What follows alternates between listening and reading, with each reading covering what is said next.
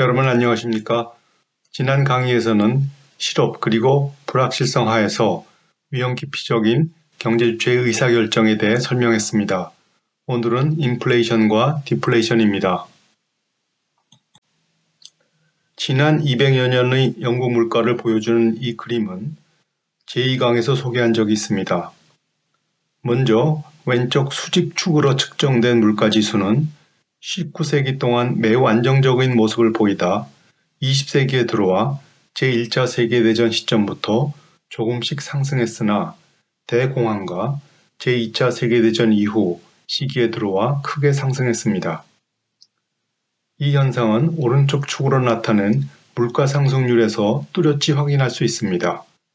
물가 안정기에는 인플레이션과 디플레이션이 모두 일어났으나 종전 후 디플레이션은 거의 찾아볼 수 없습니다. 그 이유는 화폐제도 때문입니다. 지금처럼 국가가 주조권을 독점하고 강제 통역력으로 종이돈, 즉 법화를 발행한 것은 대공황기에 들어서 금본위 제도를 폐기한 이후에 시작되었습니다. 금본위 제도 하에서 물가가 안정적인 것은 금의 희소성 때문이기도 하나 금본위 제도에 내재된 물가의 자율조정 기능 때문이었습니다. 물가의 자율조정 기능은 화폐 수량설 의식과 금 생산의 최적 고용 조건 의식으로부터 쉽게 이해될 수 있습니다. 금본위 제도 하에서 금은 곧 돈이며 물가 수준은 금값과 부의 관계를 가집니다. 돈이 많이 풀려 물가가 상승할 때 금값은 하락하게 되며 금값의 하락은 금광에서 일하는 인력의 실질임금이 상승하는 요인으로 작용합니다. 명목임금은 제16강 2부문 신고전학파 모형에서 설명했듯이 노동이동성이 높을 때 산업에 관계없이 동일합니다. 실질임금의 상승은 금광에서 일하는 고용을 줄이게 되어 금의 생산, 즉 통화량은 감소하게 됩니다. 반대로 물가가 하락할 때 같은 논리로 금의 생산이 늘어나 통화량은 증가합니다. 법화에는 이와 같은 자율조정 기능이 작동하지 않습니다. 특히 종전 후 정부는 전비를 조달하기 위해 발행되었던 막대한 규모의 국채를 돈을 찍어 갚았습니다. 이자 부담을 덜기 위해 국채 금리도 낮은 수준으로 유지했습니다. 이것은 당시 고정환율제도 하에서 엄격한 자본 통제를 시행했기 때문에 가능하였습니다. 디플레이션이 대공황의 공적이었다면 인플레이션은 1960년대와 70년대의 공적이었습니다. 당시 케인지언 만능 시대였기 때문이죠. 주조권을 가진 정부는 돈을 찌고 필요한 곳에 썼습니다. 정부의 발권력을 통한 재원 조달, 즉 시니어리지는 마치 민간 부분이 정부에 세금을 내는 것과 같기 때문에 인플레이션세라고도 합니다. 민간이 보유한 실질 통화량 M/P에 인플레이션율 파이를 곱한 값은 마치 세원에 세율을 곱한 것과 다름없기 때문입니다. 이때 정부는 찍어낸 화폐의 액면 가치에서 주조 비용을 뺀 주조 차익을 얻게 됩니다. 민간 부분은 인플레이션세의 부담을 줄이기 위해 바쁘게 돌아다녀야 합니다. 돈을 이자를 주는 은행 예금에 넣고 필요할 때마다 찾아 쓰거나 돈이 생길 때마다 그 가치가 안정적인 외국 통화로 교환하는 것 등입니다. 이를 구두창 비용이라고 합니다. 인플레이션은 구두창 비용뿐 아니라 메뉴 비용, 계산 단위 비용을 초래해 자원 배분의 효율성이 떨어지는 문제를 동반합니다. 초인플레이션은 인플레이션이 높아져 주조 차익의 가치가 하락해 더 많은 돈을 찍어낼 때 일어납니다. 정부가 GDP의 일정 부분을 지출하려 하나 시니어리지 외 별다른 조달 수단이 없을 때 초인플레이션이 일어날 수 있습니다. 21세기에도 초인플레이션은 짐바브웨 같은 나라에서 일어나고 있습니다. 한편 디플레이션, 즉 물가가 하락하는 현상은 생산성 증가에 따라 총 공급이 증가해서 일어날 수도, 총 수요가 부족해서 일어날 수도 있습니다. 그런데 총 수요 부족으로 일어나는 디플레이션은 경제에 매우 부정적인 영향을 미칠 수 있습니다.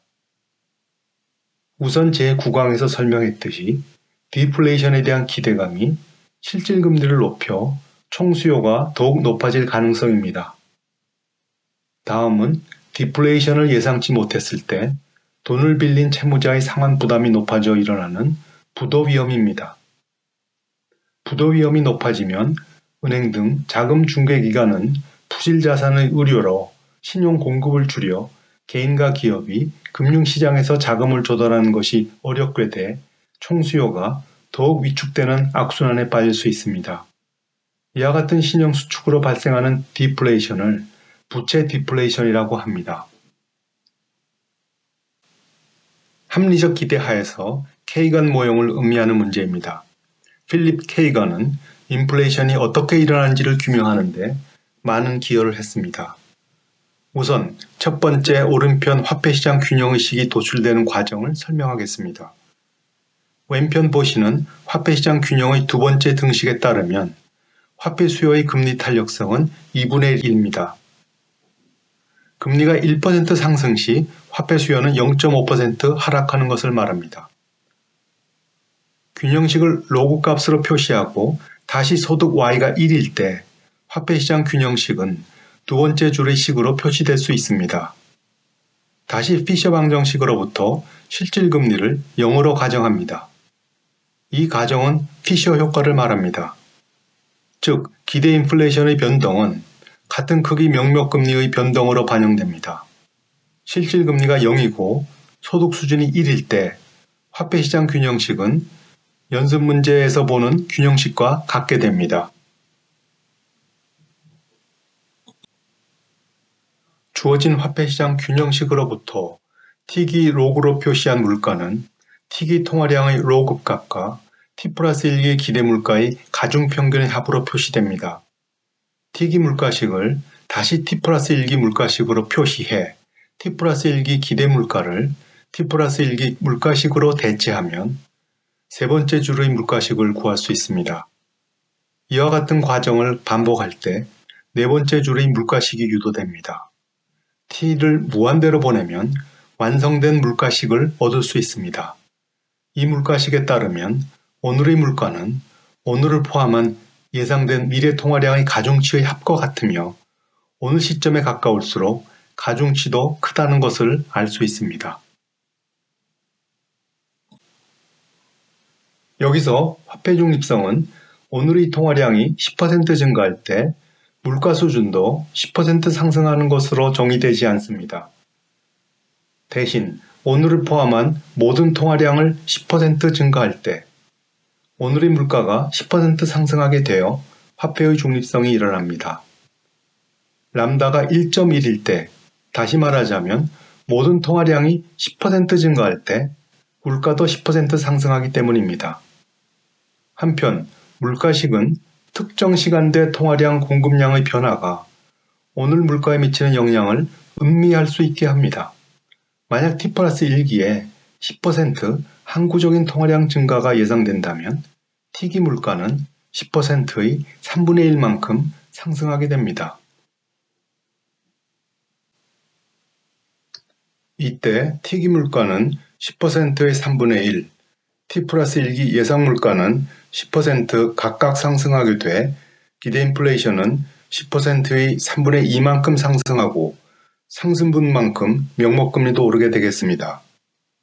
이를 총수요, 총공급 곡선에서 보이자면 T기 물가식이 총수요 곡선의 식이 되며 총수요 곡선은 T기 물가의 상승폭만큼 상방이동합니다. 여기서 물가식, 즉 총수요 곡선의 식에 Y가 포함된 이유를 생각해 보시기 바랍니다. 오늘은 이만 마치겠습니다.